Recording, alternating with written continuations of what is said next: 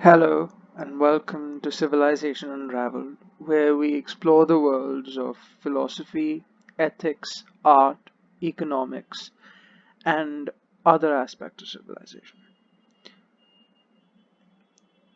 We've known a lot of different civilizations through the millennia: the Greeks, the Mesopotamians, the Karens. Uh, okay, maybe not those guys. I mean, you can't really call them civilized, but you get my point. We've seen all of these, but have you ever wondered what makes a civilization? What keeps it alive? So far as I can see, the building blocks of civilization, the very core of what they are, is handshakes. Or rather, what handshakes really represent: cooperation and agreement. As you can see, placing topical photos that are relevant is not exactly what we do over here. Essentially, all civilizations can be boiled down to this: a bunch of people telling each other, "You don't kill me and take my stuff, and I don't do that to you either." And if you really think about this, this is the base of everything in civilization. Laws only exist because people choose to follow them. Money is only valid as a mode of exchange because people choose to use it that way. Everything depends on the fact that people agree to play by the rules, with some exceptions.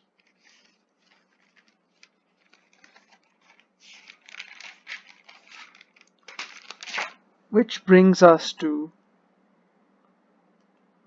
why do people follow rules at all? It's a question worth asking. Why do people follow the rules of civilization at all? Seems like the answer is easy at first. They are afraid of the consequences. But what exactly are those consequences? And more importantly, how exactly do you escape them? Which leads us to the first problem that civilizations face: imperfect information. In a perfect civilization, one would know when a crime happened, how it happened, who caused it, and every single bit of relevant info the moment a crime occurred. That would lead to a near perfect record of criminal apprehensions, something like the Sybil system in Psychopaths. In reality, this never happens at all. Not only do crimes get frequently committed without the authorities having barely a clue, often the very fact that the authorities do not have perfect information emboldens criminals and pushes up crime rates. To explain this more concisely, we're going to borrow an idea from game theory, something which is known as the cooperant effect mechanism.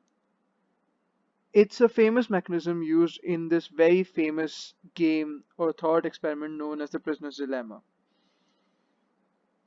But we're going to borrow it loosely and we're going to construct our own narrative of it. Imagine a civilization where there's just five people: A, B, C, D, and E. Very creative names, I know. And they all have a simple rule: if they follow the law, each gains 5 bushels of wheat. If anyone breaks the law and steals another person's wheat, he will get more, but if he gets caught, the others will collectively beat him up. In situation 1, this is precisely what happens. B steals 1 bushel from each of the others and then gets collectively punished as a result. But what if no one knew B was the one stealing their wheat, or that any stealing was being done at all? B would be free to steal all the wheat he wanted. The others would starve and B would prosper. One can draw a pretty straight line from the level of crime in a country and the amount or quality of information that the government has. And while this raises important ethical principles and questions about privacy, it's worth noting that one can draw reasonably firm lines between private and public information as long as one makes sure the lines are drawn with a fair degree of compromise. which leads us to problem 2, power imbalances. As it turns out, information is not the only factor that governs the level of crime in a civilization. Power imbalances in a civilization can affect our outcomes to a ridiculous degree. The powerful can exploit the weak, and the weak can simply do nothing about it. Simply put, you have no need to cooperate if the other individual's defection will have a negligible or even no impact on you. Let's take the previous example's model again.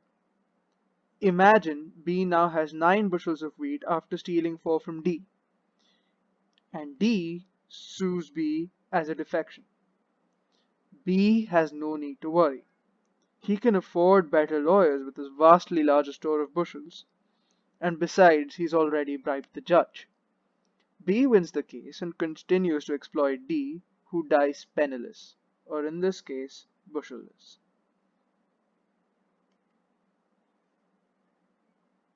Our conclusion?